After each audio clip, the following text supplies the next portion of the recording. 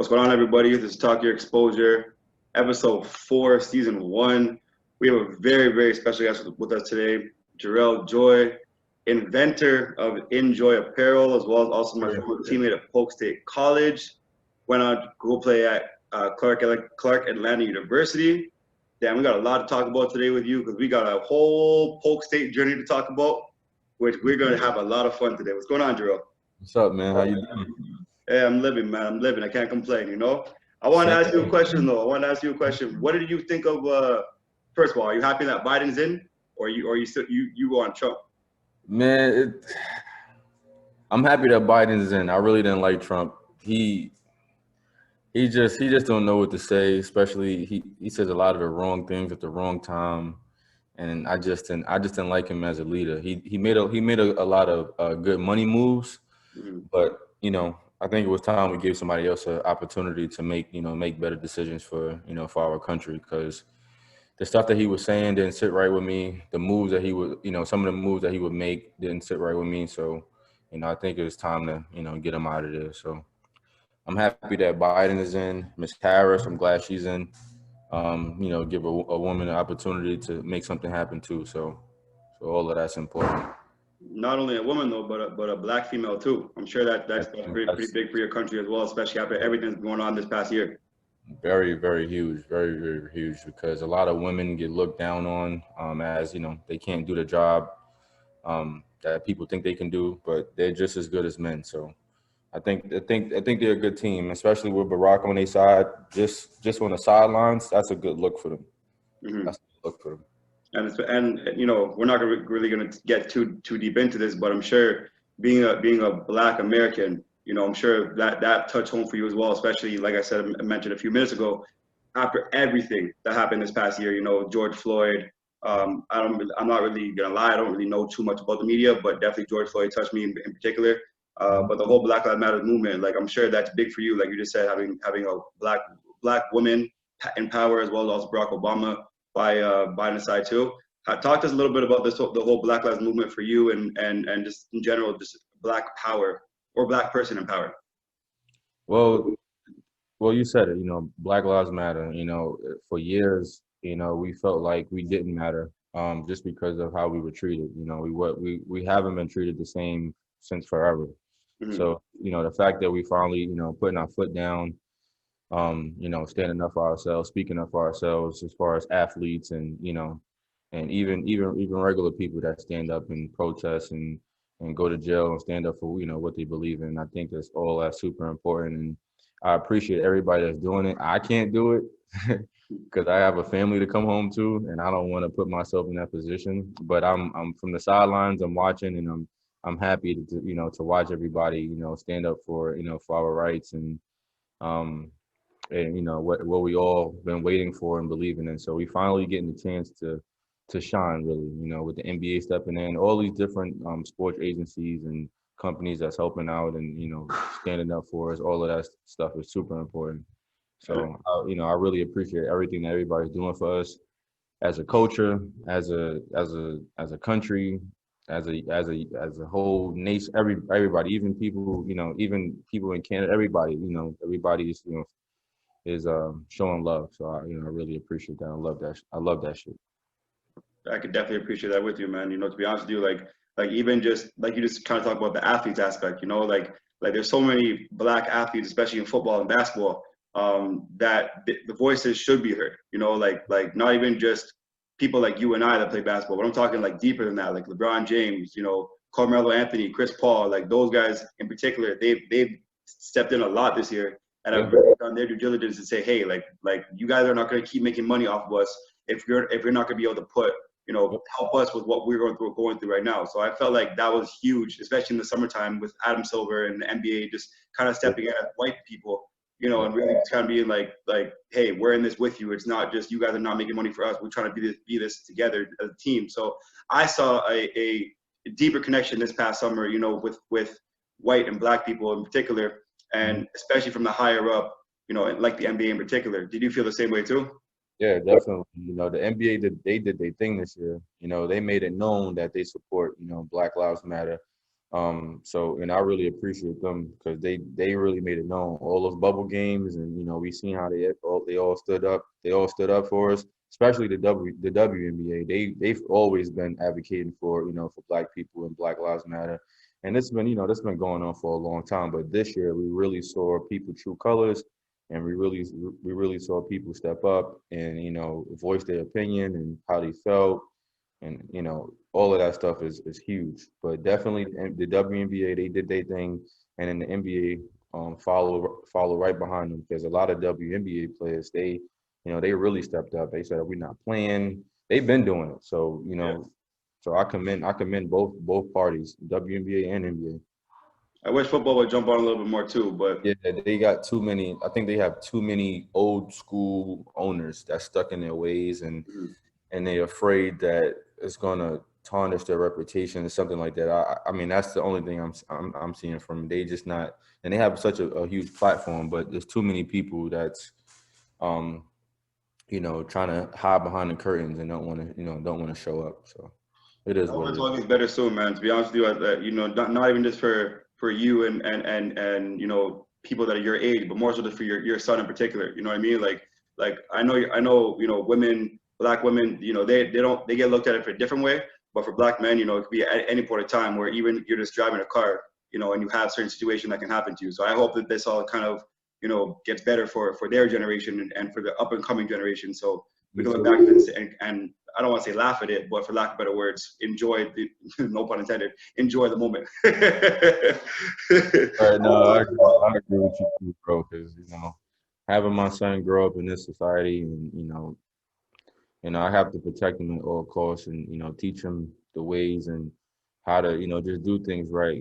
Just don't even put yourself in a position to be in that to be in that position. Mhm. That's what I try to do. My whole entire life is just trying not to get put in that position. Try to stay out the way. Do things the right way. Of course, we're all gonna do things wrong, sometimes, but definitely try to do things the right way so you can stay out of trouble, stay out of that situation. Listen to if a police officer do pull you over and they question you, just answer them with truthfully, and just listen to what they say, because they're the people with the guns. So you do something wrong, they get nervous, and that's how all this stuff just go bad, because they get nervous. They think that we're going to be aggressive because we're Black. It's It's fucked crazy. up. It's fucked up, Yeah, and I try not to swear too much on this podcast, but it's fucked up, and that's one thing in particular that needs to change. 100% needs to change. Like that's definitely, even as a white Jewish person, I see it from the outskirts, and my fiance is Black, her mhm. family is Black, obviously, and kind of hits home for me a little bit too. Not as much as it would for a Black person, but definitely hits home for me because I don't want their family or her family going through this stuff as well. So I couldn't even imagine, being an American that this all projects from America and your Mhm. leader up above. So yeah, I'm glad that this is getting better. I guess I don't know if it is getting better, but We'll see. We'll see, man. We'll see. I mean, we just don't know until he has the opportunity. So let's see what he gonna do. So exactly. So now we're going to transition to your high school career, where you were at LaSalle Academy, mhm. leading scorer, Yes, sir. all-time leading scorer over there. All-time leading scorer. Yes, Ron sir. Artest was over there. I know you mentioned another NBA guy to me. I don't remember the name off the top of my head. Jim God Wells. That person. Well, So he did out. He invented the sham guard. So that move that everybody okay, do, you push the ball out, pull it back. That's sham guard. He from okay. Harlem. He from Harlem. His son actually went to LaSalle too. Um, to follow behind his footsteps. But yeah, sham guard. He played for the Wizards, and now Mhm. he's the developmental coach for the Dallas Mavericks. So he's in the league. He's still in the league. And Ron Artest, he went to my school too. Him and Shamgar played on the same team. They won a high school championship together. Um, I think they both were all Americans. But Shamgar went to Providence, and Ron Artest went to St. John's. We also had Lenny Cook too. Lenny Cook went there for a year though. He didn't really stay for a long time. But Lenny Cook went to LaSalle. Lenny Cook was supposed to be the next LeBron, but his attitude didn't mesh well with teams, and it just didn't work out for him. But him and LeBron were were right there neck and neck, except LeBron was a little younger than him, and Carmelo was right behind him too. Him and Carmelo are really good friends because they grew up in the, in the city, playing against each other, AAU and stuff like that. So we had Lenny Cook too. That's what's up. So obviously, as you mentioned, you lived in New York. Mhm. So there's a lot of big time basketball players that came out of New York, like especially like one person you just mentioned, Carmelo. Mhm. Who Nah, else? Carmelo not from New York. Maryland. Yeah, he's not. Yeah, but I mean, the whole, it's close. So it seems like it's right there. But yeah, New York, tough, tough. So Mike, many ball players, so who, many who, ball players who, that come out of who there. did you play against any NBA guys? Yeah. When I grew up, Russ Smith, he went to Louisville. Russ Smith, we was on the same team. Me and Kimber grew up together. We played on the same team when we was younger, Team Rock. Um, a lot of NBA guys, man. Of course, at the time, me and Lance was in the same high school class, so played against Lance, and it's a lot, man. There's so many, there's so many ball players, man. They just honestly didn't get the opportunity. New York is a really tough city to make a name for yourself, Yeah, and if you do, and even if you do get into that stage, it's still hard to make a name for yourself because there's so many good ball players that just didn't make it. that's why they're the Mecca, man. That's why they're the Mecca. You know, Yeah. they say that there's three big states of basketball: New York, Florida, Texas. Hmm. And those three, if you come out of those three states, typically is where the ideal is that you're from a big time area, whatever case is, and that you're big time over there. So during your high school career, when you went there for all 4 years, correct? No, I actually only played there 3 years. So I you went 3 years. to yeah, so it's a crazy. It's not a crazy story. Just growing up, not having no male figure, in my life. Um, I didn't know the right moves to make. So my mom would put me in schools for, just for academics. So she wanted me to go to a good school. Mhm. So she didn't really know too much about basketball, and she also didn't have nobody to guide her. So I went to a public school for a year, and decided to sit out because I had met the LaSalle Academy coach, Al Barbosa. I had met him when I was playing with Riverside Church. Okay. Um, and he was like, "Yo, you think about coming to my school? It's a Catholic school. It's not a top Catholic school, but we used to have a big name for, the school kind of fell off. We used to have a really big name for ourselves back then when Ron Artest and Shamgar went there. So, I thought it was a good move to make because at the time everybody was going to Rice High School and O'Hallows and um all these big Catholic schools. So I decided to go to LaSalle. I sat out my freshman year because if you transfer, you have to sit out anyway. So if you played and you transfer, you have to sit out. So I decided to sit out because it didn't make any sense to play my freshman year at a public school. It just didn't make sense because the Yeah. school was trash anyway. It wasn't like a top public school or something like that. So I didn't play.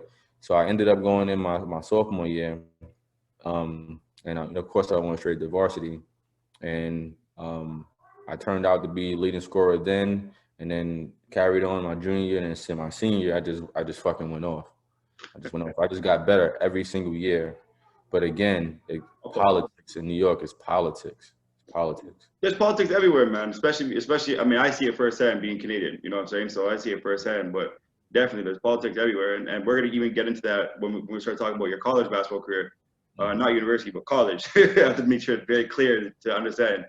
But the one thing I want to ask you though is, so you get to your senior night, or you get to the game where you broke the record, right? Mhm. Let's say you had, I don't even know how many points you had. How many points you have going into that game?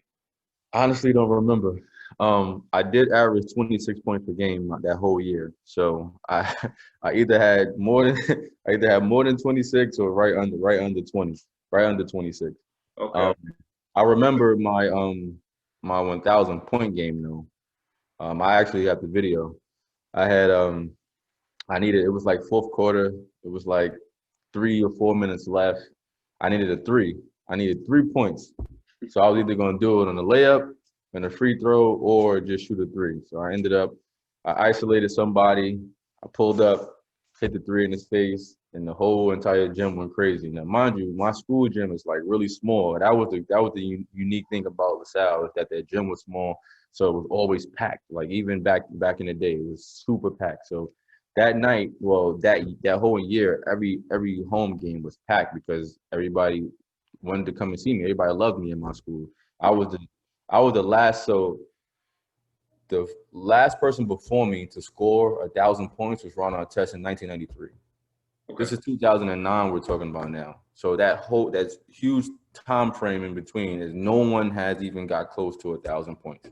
Mm-hmm. So that was a really huge deal for me. You know, that and breaking the record was a huge deal to me too, because the summer before my senior year, they had like the leading scorer board up. They had the leading scorer board up, and I was looking at it one day on a Saturday. We was like just doing workouts, and I was like, I'm gonna break that record. And one of the coaches was like, nah, you ain't gonna do that. You can't.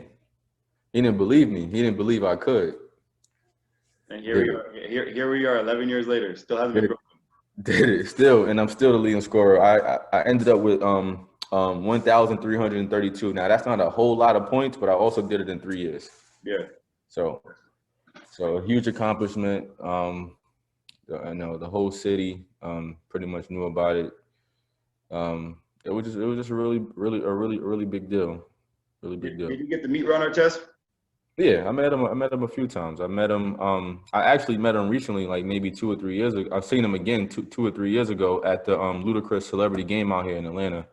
We both was playing, and we ended up on the same team. I mean, he didn't really play, but it was a celebrity game. I got the chance to play, and then he grabbed the jersey, suited up, just shot around. He didn't really play like that, but I seen him again during that time. I'm sure it was kind of cool to kind of look at him and be like, hey man, I broke your record. Every time I see him and Shamgard I see all the time because he from my hood.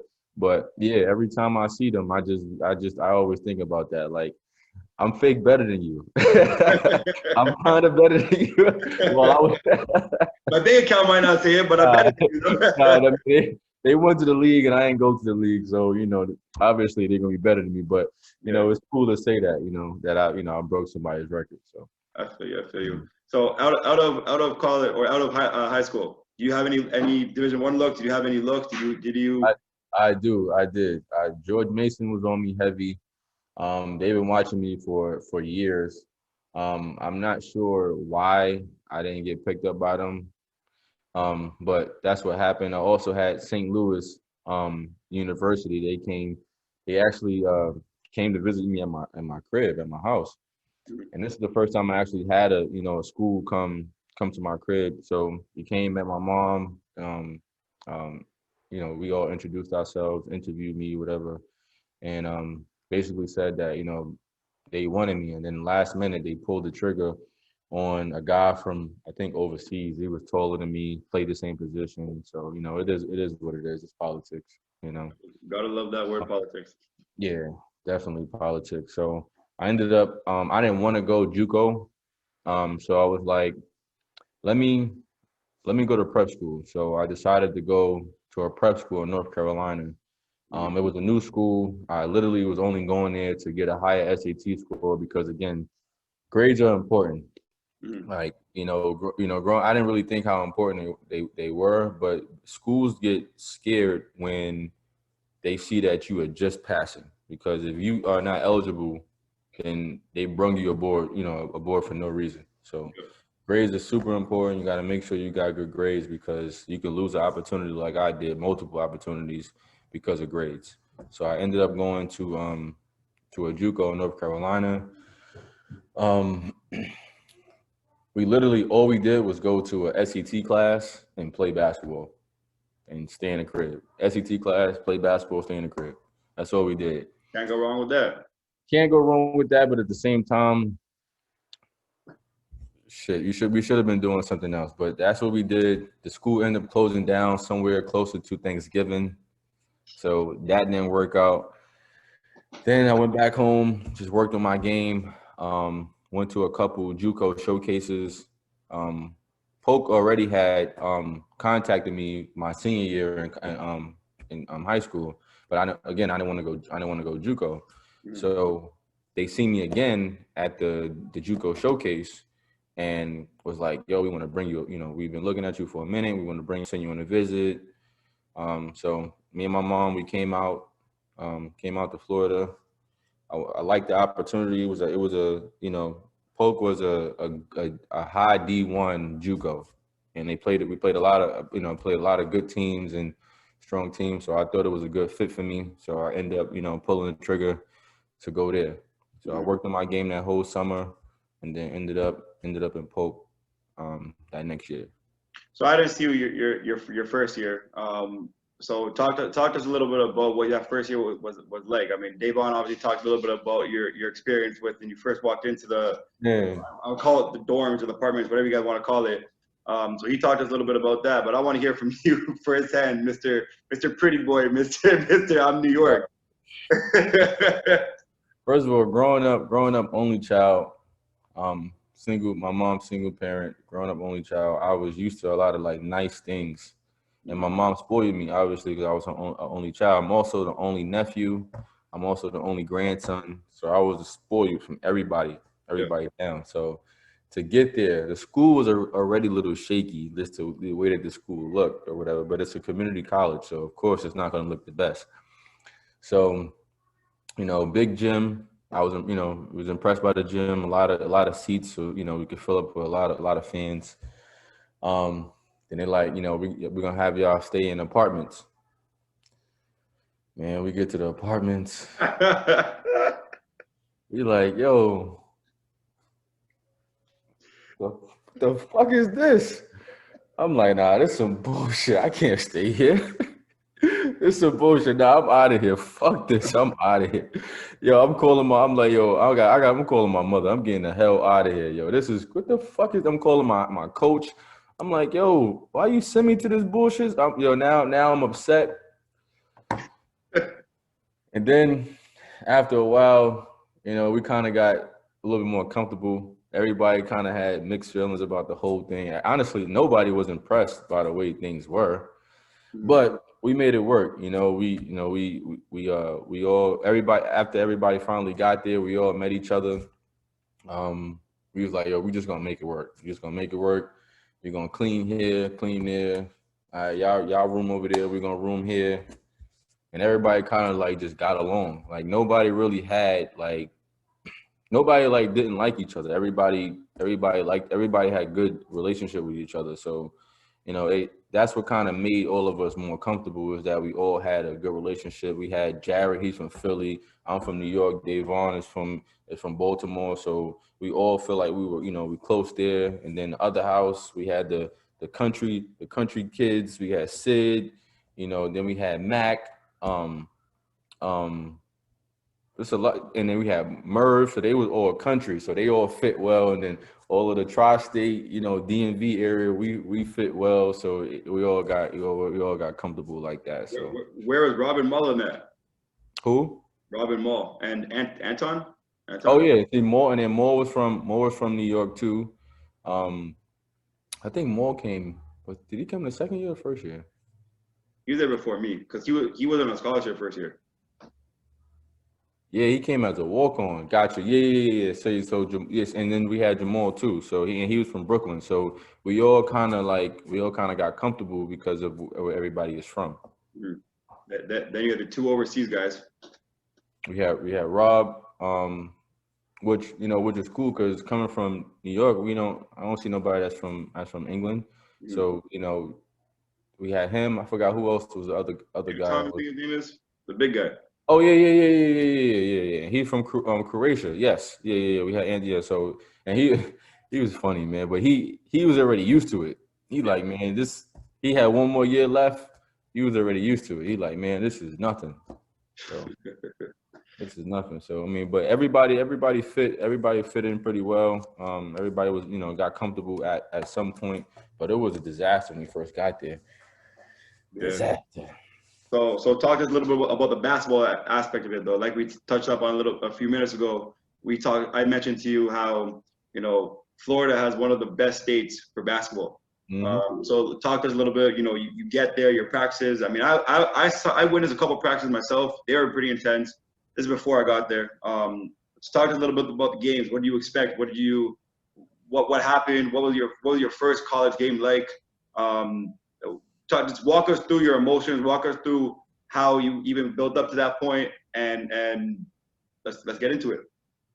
Well, we can start off with practice. So coming from being this big time scorer to going to a team where we have an old school style coach, and he's not changing his ways. He wants the ball to be in this person's hand, and then swing it to this person who was his leading scorer last year, and then that's how we're going to play through everybody. So now I got to play a role, and I wasn't used to that. Even growing up, like from like 13 all the way to like 18 or 19, whatever how old I was when I went there.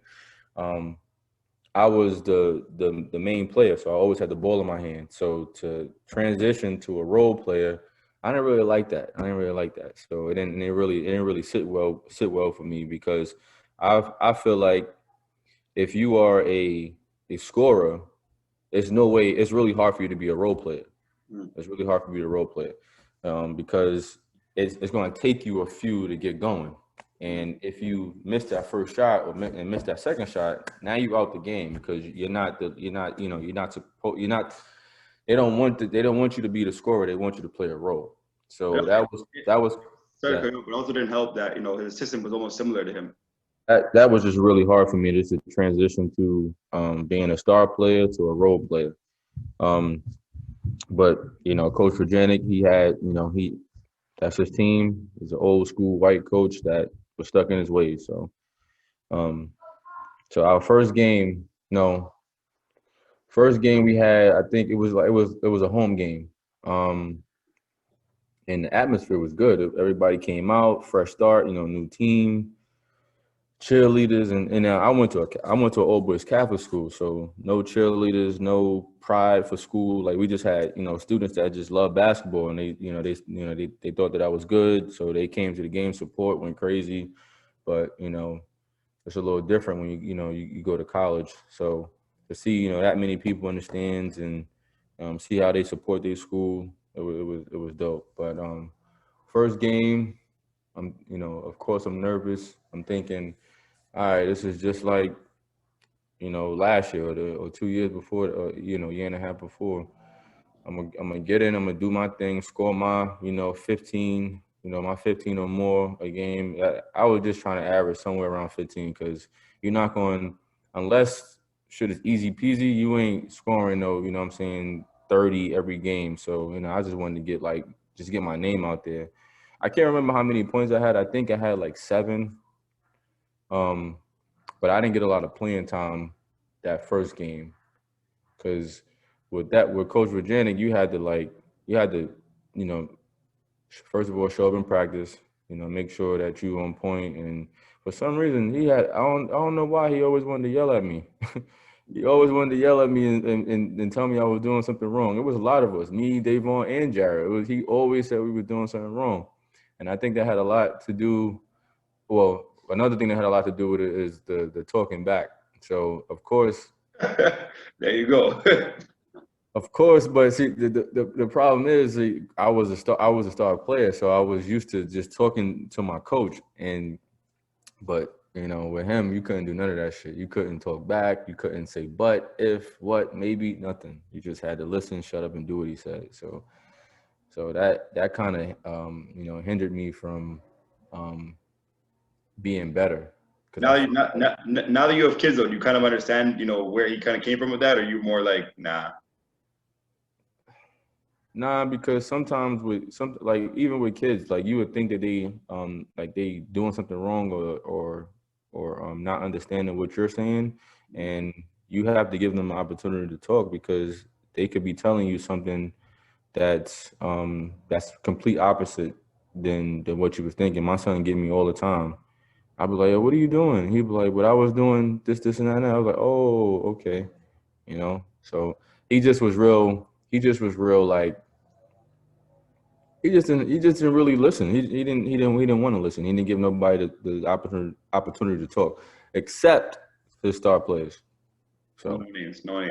that's what it was. It was the fact that I wasn't the star player. So that had a lot to do with it. And it is what it is. I think we didn't mesh very well, unless you did everything he said. So So that first year, I think you guys didn't win that first. You guys didn't make the tournament that year, I don't think. nah, we didn't win no conference or anything like that. Um, again, because he was stuck in his ways. I think we could have been better. We had a good team, we had a decent team, but we didn't really play together. That Mhm. second year, oh shit. Hey, we're about to get into that. All of us are seniors. Oh my, well, not seniors, but what I'm saying, sophomores about to graduate. Oh my God, we came back. We came back. We was ready, man. We was ready. Everybody came back ready. Everybody came back ready, man. I think we had like 8 seniors, like 8 sophomores, like ready to go. We like, all right, this is the year. We getting we going to a 4-year school after this. What I'm saying. So we was all hyped. I think the only freshman there was me, Zabari, Johnny, ID, Danny. You should interview Johnny next. He got way better. I don't know if Yeah. follow him on the gram or not. Yeah, he got way better because he was a little soft. But I found him on the gram and we watching his little workout videos and he got way better. So he probably have a lot to talk about, a lot to You catch up. know, you know though about Johnny though that Johnny like Johnny's the kind of guy who always got better every practice. You know what I mean? Like that's one thing that like he always had it in him. He just didn't like he didn't feel like he fit in. You That's know? what I'm saying. That was a lot of our issues. Like they brought us to the school to make it seem like we will fit in. We're not going to change a game from how it was before, and we all had a reality check because we all came to play as a team and play a role. Everybody's coming from all these schools where they were the star player or the second best third player, whatever, and then now we got to play together. We got to pass the ball. We got to shoot when we open. We can't force shots. We get taken out the game. Like we can't make no mistakes now.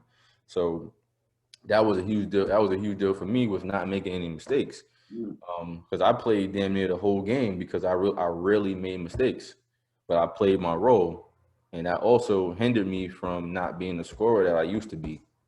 So it was like I was on a leash, and I didn't like that at all. But again, I'd rather be on the court than on the bench. So if I could, what I'm saying, be the best defensive player that we have, and I could get a steal here, fast breakers, nobody could beat me on a fast break. I'm faster than everybody. So I just Sid throw it, layup. Jarrett throw it, Ralph throw it, layup. I'm always out. As soon as I'm gone. Nobody was faster than me on the break. That's another thing I take pride in is being in shape so that I could fucking run. Because when we running, I'm out. I don't think nobody was faster than me on the break, to be honest with you. I'm out. If it's a steal, I'm gone. I'm Yeah, gone. a lot of your highlights from, I mean, I remember I was recording you, but a lot of your highlights was definitely, fast break That's and great. stuff. But one thing that people don't realize about you though is the fact that like you could actually shoot the rock, bro. You know what I Mm-hmm. mean? You could actually shoot the rock, but you had this title on you that was you were solidified as a defender, more Mm-hmm. like a defender slash slasher kind of guy. You never had that I chance. like to I like to go to the basket because I was strong. So I used to always go for contact and go to the free throw line. Yeah, I didn't want to shoot the ball too much like jump shots because if you take a bad shot, then you get taken out the game. But if you can get open and go to the rack and possibly get fouled or it was a good layup, then you're not gonna get taken out the game. But if you shooting, what I'm saying, you shooting an open three, you miss one, you miss two, and then what I'm saying? You might have to sit down. But if you plan or if you do it in motion, like if we run into play and it come to me and then I'm open and I shoot it, I miss or whatever, then what I'm saying? But you just got to do it at the right time. You don't want to just get caught shooting all the time. So I prided myself in being fast on the break so I could get easy layups. And also I like going to the rack because I know how to maneuver through people and to get body contact and go to the free throw line. Because you get your best player in foul trouble. Now the game turns around. Now Now we got a chance to win. We got a chance to smack them now. So. And a lot of the times too, they would actually, now that I remember this, especially Palm Beach, they used to put their best defender on you, and it would make it harder for you. But like at the end of the day, it was one of those things where when you got the ball, like you said, we killed it. Right. But the thing is though that people looked at you as, not people, but when I say people, I'm more so talking about the coaches, because even from my perspective, when I first came in, oh, there's this asshole that's on this team, this guy's a dickwad, whatever it is, blah blah blah. But like when you really get to know who you are afterward, bro, like you're a great teammate. You're a great teammate. You're a solid leader. You're always somebody in the locker room that was talking to everybody, trying to get them amped and get back up again. Even when we were down 15, 20 points, whatever it was, first words would come from you at all times. When in reality, the reality of it, it probably shouldn't have, but you did it. But that's just who you are and the nature of you. So pardon? I didn't like losing. Right. And I always thought we could come back. If you down 10, or you needed 5 stops. If you down 20, you need 10 stops. You know what I'm saying? You could turn around, you press, full court press, and you slow them down, and you get steals, and you go to the free throw line, make your free throws, and get open shots. That's how you come back. So. And that's the thing, and that's what I'm saying too, is that you had that leadership role to you, where if you were given the opportunity you deserved, and especially when I was there, like I just felt like you could have averaged 12, 13, 14 points that year. You know what I mean? And regardless of and this is how I coach my kids too. Yeah, everyone's gonna have their role, but if 10 people can average 15 a game, that's a bill 50 right there. Mm-hmm. You know what I mean? It's a bill 50 to put on the scoreboard. Not many teams can guard that. Yep. That's like guarding. I mean, what I'm saying, so that's hard to guard, and especially even if you were to get 10 one game and Sid gets 20, that's still a 150 right there. That's what I'm saying. That second year, that's how we played. Right. Like, you know what I'm saying? One game, Davon might be the leading scorer, then Sid, then me, then Ralph might have a good game, then Rob might have had a good game, then Moore had a good game, Jarrett, like everybody was a scorer, but that first year, he didn't play us like that. If we would have played like how we played that second year, we would have been way better our freshman year. But we had to learn, we had to grow as a team, so it was, so that's why we were so much better. Then we end up winning didn't we win the conference? We won the cup. They stole it from us or something like that. I think they stole it from us, or we won the conference. I can't remember, but that's what happened that second year. We made the tournament. We lost to Palm Beach, but we came. So we had to beat. Who was that blue and green team? Shit, I don't remember. So long ago. I don't remember either. But we had to beat them at our house. Like we beat them at our court when we won, and that's when y'all took that picture afterwards with everyone going like this and whatever. Yeah. Cause I think that's what I'm saying. I thought we won the. I don't remember, bro. I thought we won the conference. Maybe we didn't. I don't know. But I also think they stole it from us. But that's neither here nor there. That second year, we all came to play together because we knew that this is the year that's going to determine what school we go to. We knew that we had to grow up from when we were freshmen. We're not going to lose the way we lost last year because we had a lot of talent. We didn't mix it well. So for Janet kind of changing his ways a little bit and us playing the way we did, we all got way better. The one thing I can say about for Janik is that he was a great defensive coach. So he taught techniques that a lot of coaches don't teach defensively that I seen when I got to my junior year at Clark, when I went to Clark. I seen that a lot of players do not know how to play defense, and that's because their coaches or whoever their coaches was didn't teach them the right footwork or the right drills, and that's why I was able to become a better defensive player than I already was because I paid attention to detail and I try to master the footwork, especially on defense. So that's what made me a better defensive player is all them drills we used to do and try to doing it right, and it also kept me in the game because I played good defense too. Man, I'm not gonna lie to you, bro. I used to hate guarding you. I used to hate guarding you, bro. I used to hate guarding you. I like when you guarded me, but I hated guarding you. I hated it. I was like, I didn't care about guarding nobody else, but you, I was like, fuck, here, I'm about to have a trouble day. Because I'm not gonna stay in the same spot. I'm gonna keep moving, and if I do get the ball, I'm going to the rack. I'm just not gonna stop because I want to score too. Yeah. Even though the ball's not gonna be in my hand a lot, but when it finally do get in my hand, I'm gonna make sure that I try to do something with it, and not no bullshit move too. I'm gonna make sure it's an aggressive move. So that second year, you obviously elevated your game from the first year. Mm-hmm. Was it more so you just elevated your game because you're just like, man, I need this here, or was it more so like you actually went in the gym and put the work in and made sure you were ready? It was the opportunity. It was the opportunity. You know, again, we all didn't have the same. Even Davon, he didn't play that much, and he was 6'5", Mhm. swing man that can dunk on anybody. We just didn't have that opportunity. We had a better opportunity our second year because we were all sophomores, and there was nobody like what I'm saying ahead of us. So it was that staying in the game more. Because again, if you're playing a role, if you're a scorer and you go to a role player, it's kind of hard for you to get into the groove of scoring. Instead of the ball always being in your hand, and you can get into the groove easily. You know what I'm saying? So staying in the game for a long period of time helped my game too, Yeah. because I had more opportunities to score, get the ball, get a rebound, get a steal, you know what I'm saying? So that helped me elevate my game. So it was really more playing time that helped me elevate my game. Mhm. And of course, we knew that everybody needed to play good, have good film, so we could send it off. So we all wanted to play good, You're but welcome. yeah. You're welcome for that, by the way. Thank you, man. Because the one game that I wasn't at, I remember you cussed out DJ. Oh, because he didn't. Yeah, he's in fucking. What I forgot, bro. He didn't record the game. I think I had a good game, and I think he didn't record the game or something like I don't know, some shit like that. Yeah, but all right. So enough of Polk.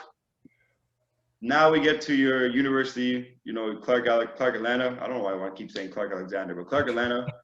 Yeah, What's yeah, the man. So, transition of from Polk to Atlanta? Also, at the same time, talk to us about the recruiting process.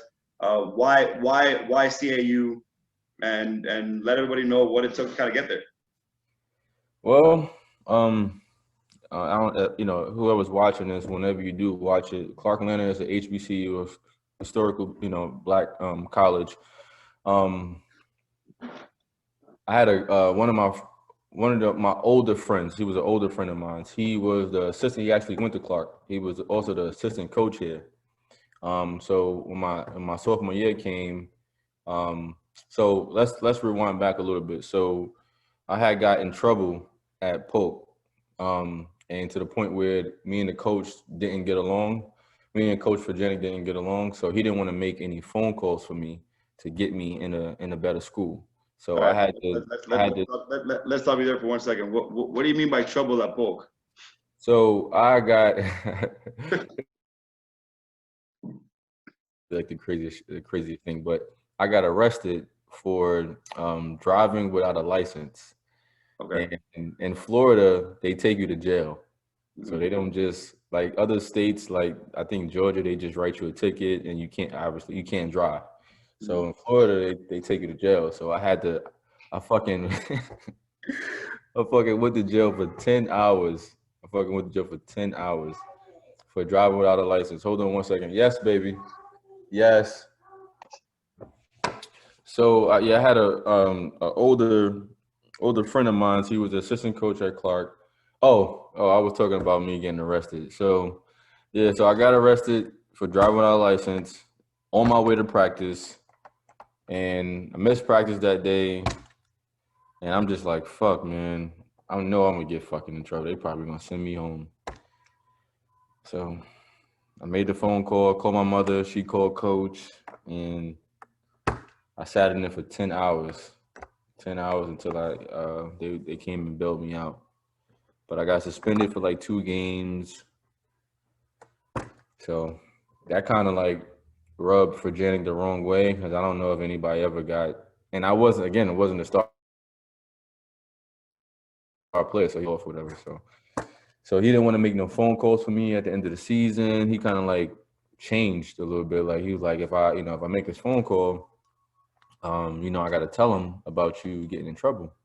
And I'm like, whatever, bro. I'm out of here. Fuck it. I'm out of here. I'm gonna figure it out. I'm gonna find a way to make one. My homies at Clark, he's like, yo, come here, bro. You'll be the man on the team.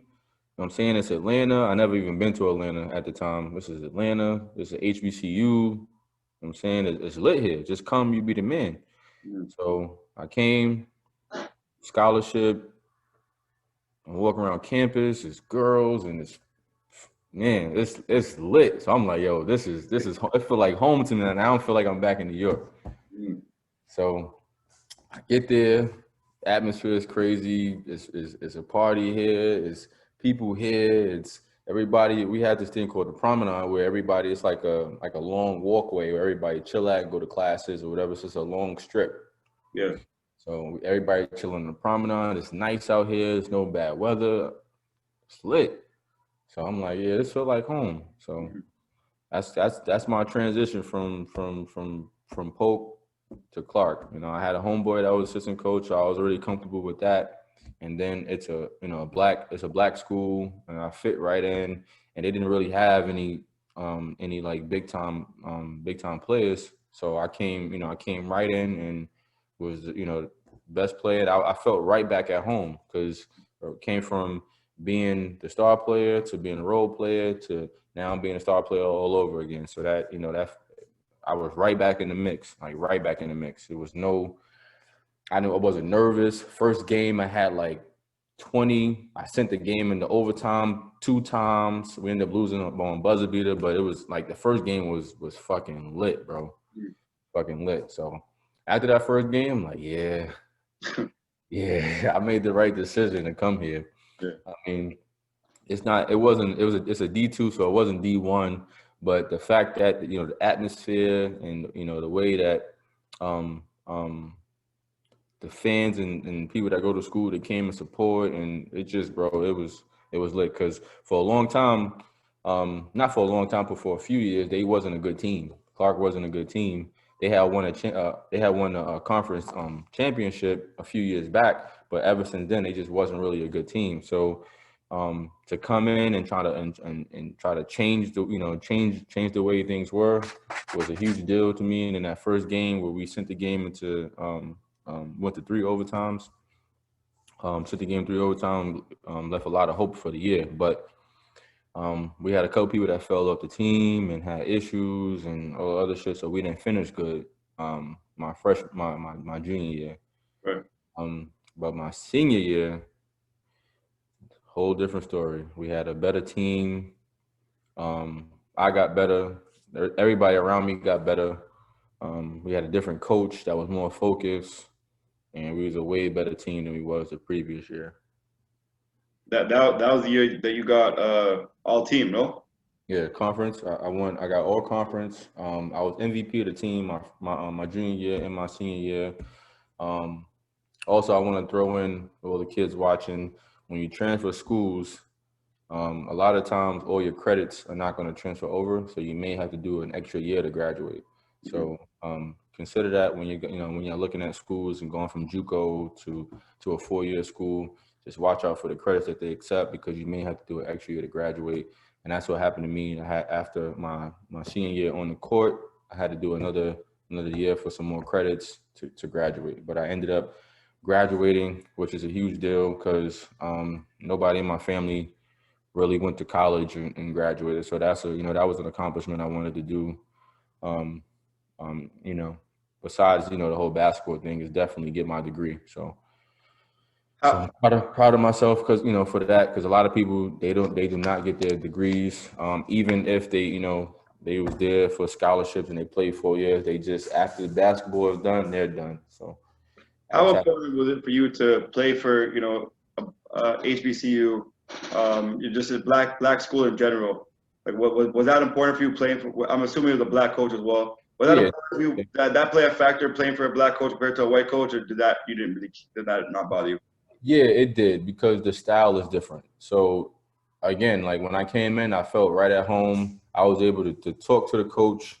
Like I was saying, I couldn't really talk to Virginia. Like nothing I said mattered. So I was able to, speak up when I thought something was wrong or when I thought we should change this or we should do that. They actually listen versus not listening and being stuck in your ways. So that was a huge deal too. Just being comfortable with the coach and not being nervous because you shit, if you uncomfortable with the coach, then you're gonna be nervous playing for him. Oh You yeah. know what I'm saying? Like you're gonna make mistakes now. Well, you're gonna make mistakes because you're so nervous you don't want to fuck up that you're gonna make mistakes.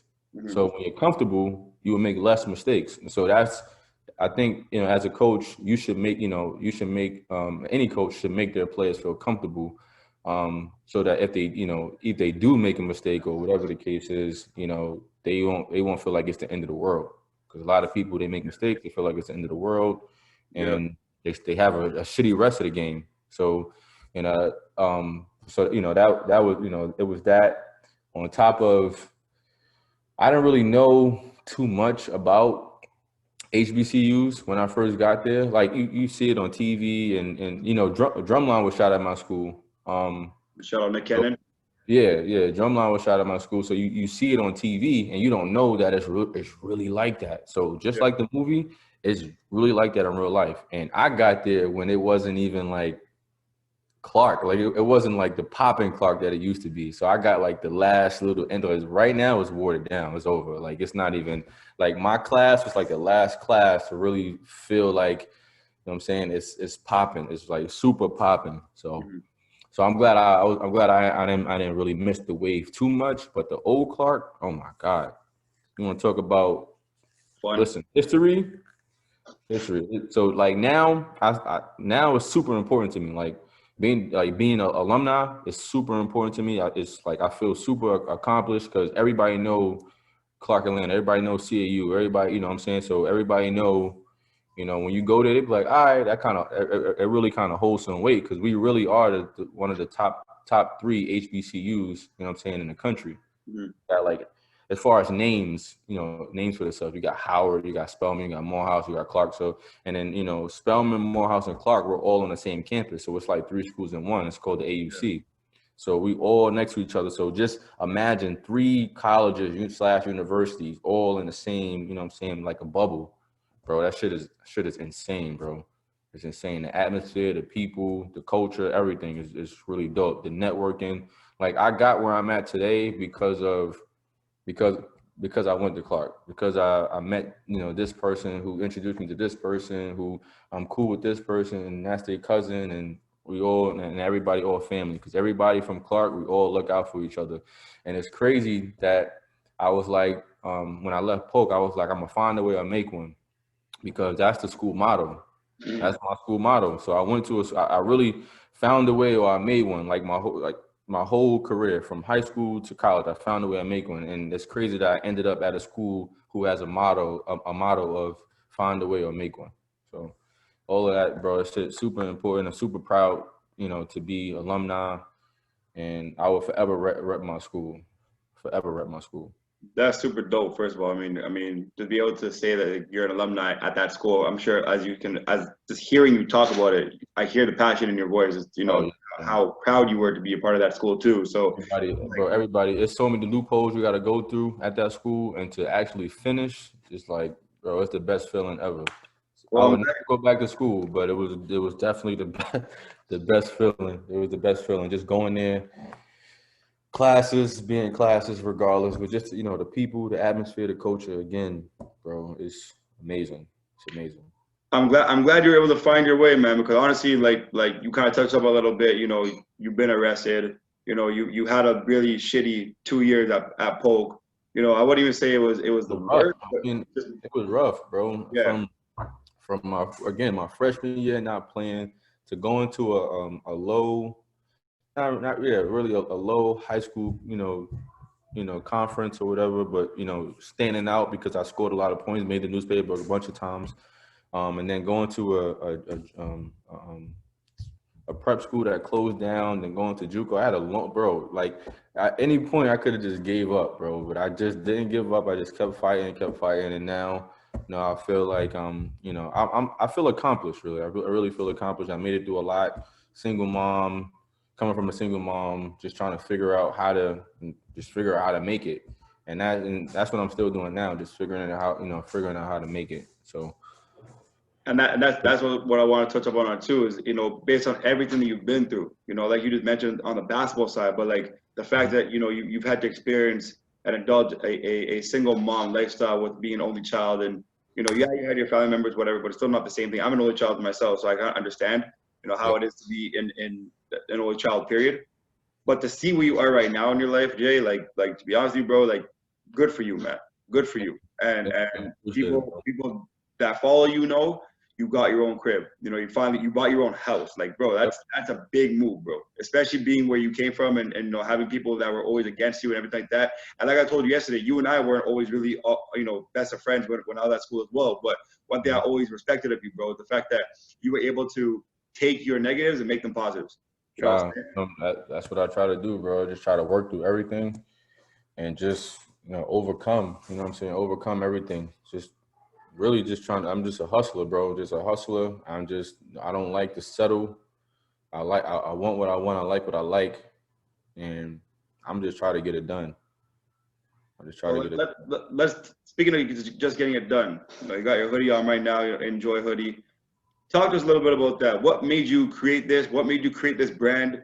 You know, obviously you're more than just a ball player. You know, this is a black-owned business. You know what I'm Mhm. saying? And you started this shit. You know what I'm saying? Nobody else was there to tell you no and yes. And you've had so many no's in your life. Now you don't care about what people think anymore. No You know what care. I'm saying? So talk to us a little bit about this. What inspired the Enjoy apparel? So I really started it like playing around, which I honestly, bro, I should have been started the clothing brand because for a long time I was known to dress nice. Oh, Rel, he's fly. He put together outfits well, and I influenced not to sound cocky or nothing, but I influenced a lot of people that was around me because they liked the way I dress. And then me being from Harlem, that's us. Like we fly and flashy. Like we just like we like to look good. We like to dress nice. We put shit together, and what I'm saying. You always got the brightest colors, bro. I don't know. You had the brightest shoes, the brightest shorts, the brightest Oh, t-shirts. and bro, it's just really how you put it together. So that was my thing is, I always put together outfits, I'm saying, well, and with the kicks to match and the hat to match this. And so I always, that's just being from Harlem. So I really started enjoy playing around. Like I made a t-shirt. I had made a City Boys t-shirt. This is Okay. when like there was like City Girls versus City Boys. So I had made a City Boys shirt. Mm. And then I did a Nipsey Hussle shirt, and Okay. then I did another shirt, and I'm like, yo, I'm getting and I'm doing this shit on my own. Like I'm using my phone to make them. Mm. And I'm like, yo, these designs are coming out, what I'm saying, pretty good. Now I just gotta find somebody that could, what I'm saying, make the design come to life. Mm. So I went through this person and I went to another person and it came out better. Then I found another person to do my next design. And I'm like, yo, I'm getting good at this. So I just kept going. It's only been like a year now. Like the first year, I really wasn't really into it too much. Like I was just messing around with it. But now I'm taking it a lot more serious than I did last year. And especially with the whole pandemic and the COVID and stuff, I was able to like really sit down and like come up with better designs. Now I have a new plug now that can manufacture stuff from scratch. Like this is made from scratch. So this is all, what I'm saying, I designed it, I send it to him, he sends me a mock-up and then to life. But all of this stuff is made from scratch. Like all of the rib here at the bottom of the hoodie is a rib. All of this shit is made from scratch, bro. Sweatpants, I don't have the sweatpants on, but the sweatpants is everything made from scratch. But that's really how I started, bro. I started playing around, just making shirts and then putting them out, and then they were selling out. I'm like, all right, let me make something else. And then that'd do well. And then I just fucking kept going, just kept going. I just kept finding new people. I just kept connecting with new people that can make my vision come to life. Um, make my vision come to life. And then I made some shorts, and then those shits came out dope. And I'm like, yo, I'm on to something, bro. I gotta keep going. I gotta keep going. So now I'm here. I got sweatsuits out now. I'm working on a couple other things, crew necks, and I want to do more sweatsuits and more pants and stuff like that. But man, First of all, like I told you, I definitely got to get some, bro. And let us, you know, at the end of this, I need you to say where we can all purchase from. But definitely. one thing I want to know for sure, other than your kids the money aspect of it, where do you get your visions from? Like, where do you like you got to be very creative to be in a brand like this where you keep, you know, being innovative and you keep trying to switch up your ideas. Because if you kept selling that the same hoodie, you know, just in different colors, people be like, hey, like what's coming out next? You know what I'm saying? So where do you get your ideas from? Where do you get like, where do you think and say, hey, you know what, this would be fucking dope? Or like, you know what I mean? Like where does that come from? So it really, I really get inspired by other, like looking at other brands. So like I would see something on Instagram or on Pinterest or just, you know what I'm saying, anywhere, um, TV commercials, whatever. So I kind of get ideas from everything, and a lot of my ideas really come from just going through stuff. Like if I'm using the app that I use to make my designs, and I'm looking through like pictures that they already have, and seeing how I could like remix it and make it, you know, make it swaggy or make it, you know what I'm saying, make it some. So like how I came up with the name Enjoy, right? I was like, I was sitting in the crib. I'm like, all right, so my last name is Joy.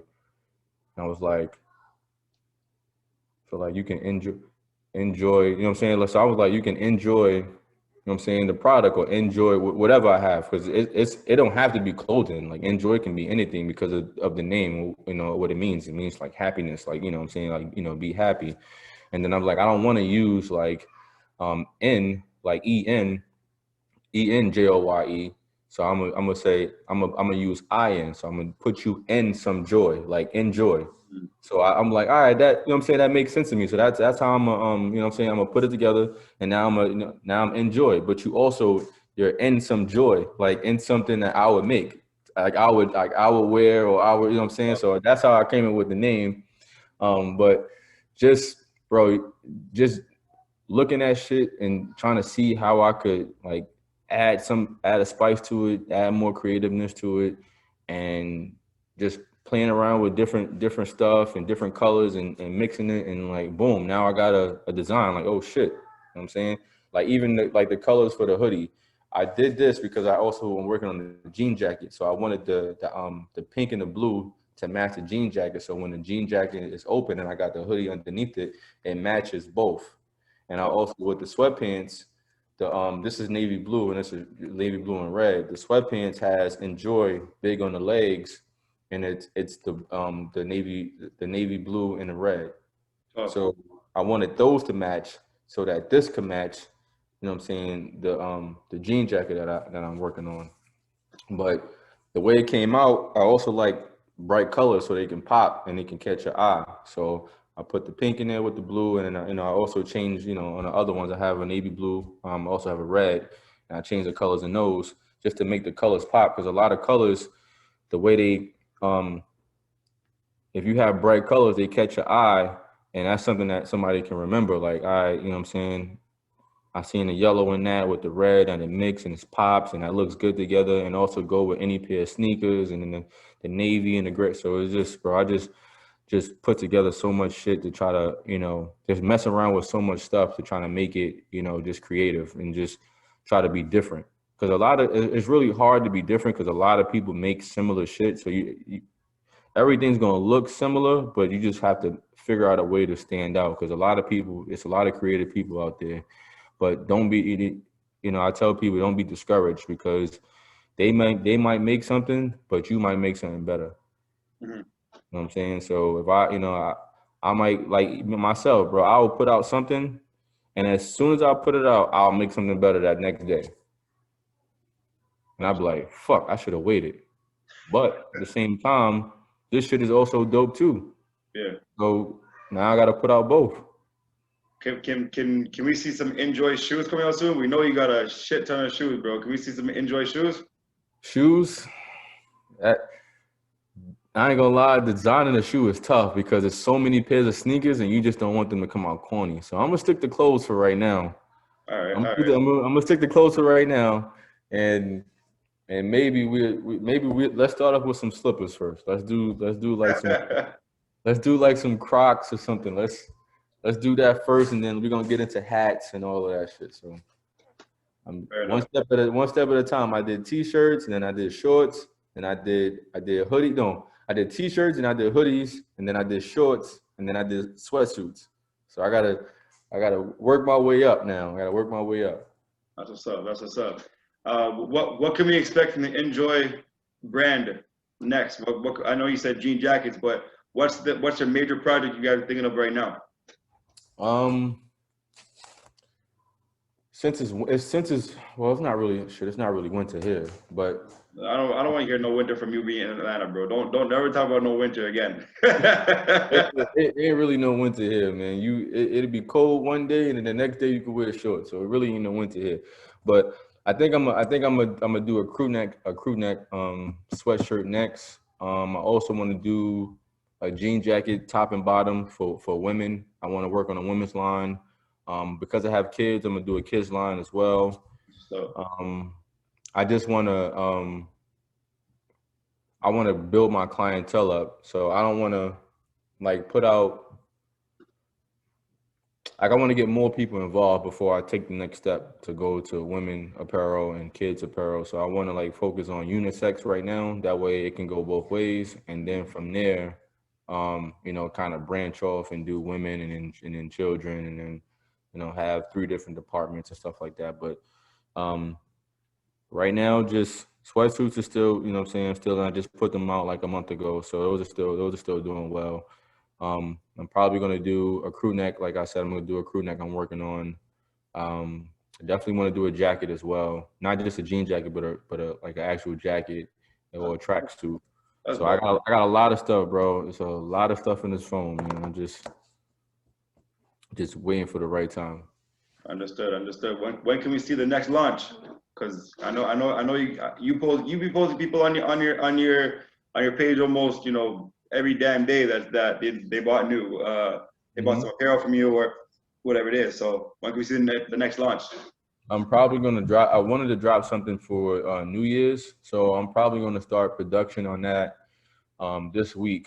I already have the design. I had worked on the design a minute ago. I just didn't put it out, but now I think it's the right time to put it out. I think I'm just gonna do a hoodie, but it's gonna be I'll show it to you.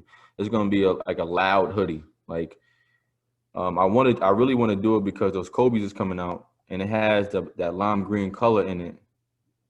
But this is a design my homie Vito helped me with. Hold on, let me find it.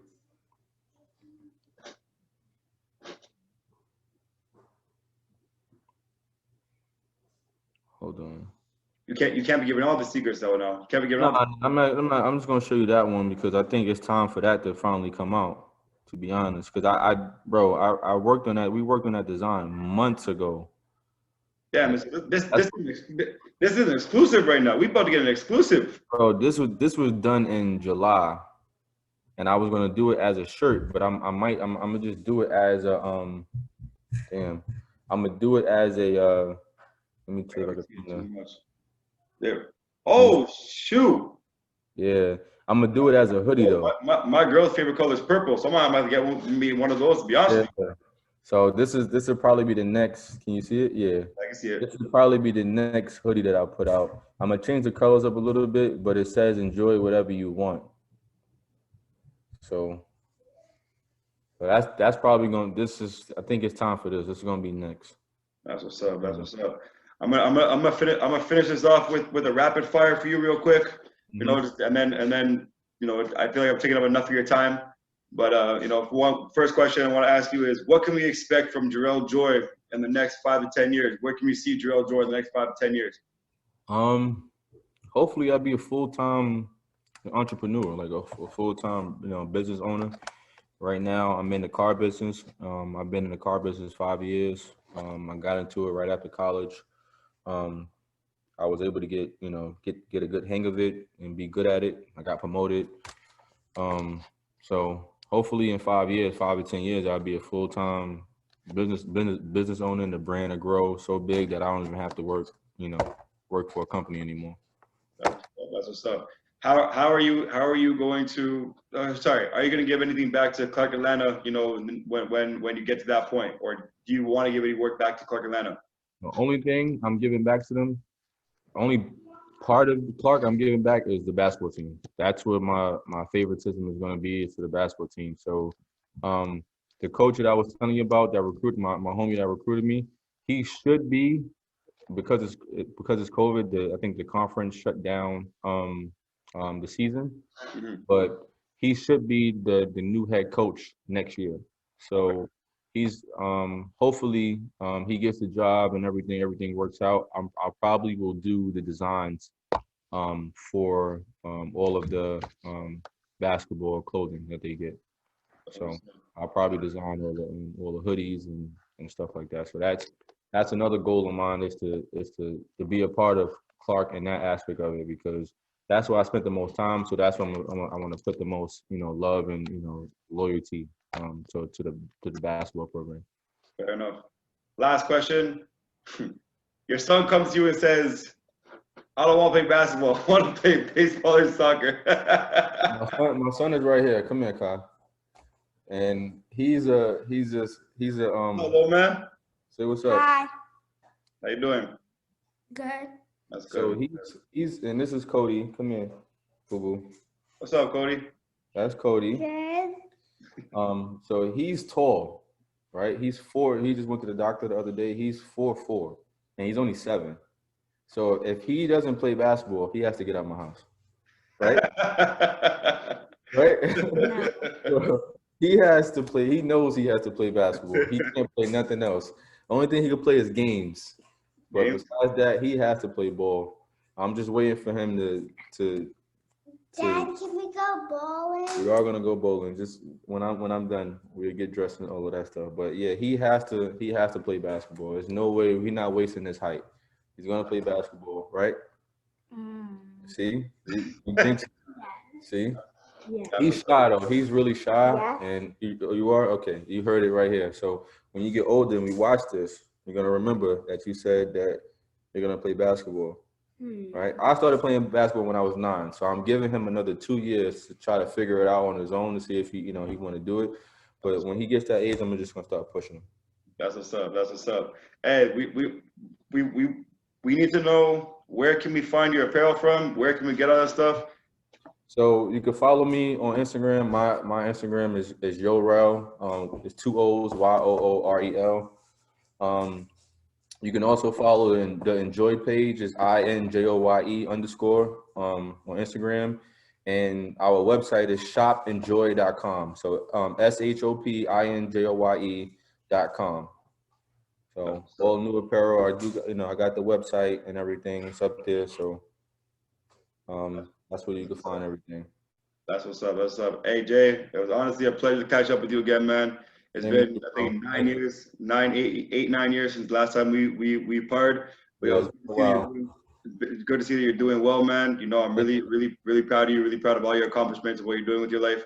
And shout out to you for having kids too, and 2 healthy kids as well. Yes, thank you. No problem.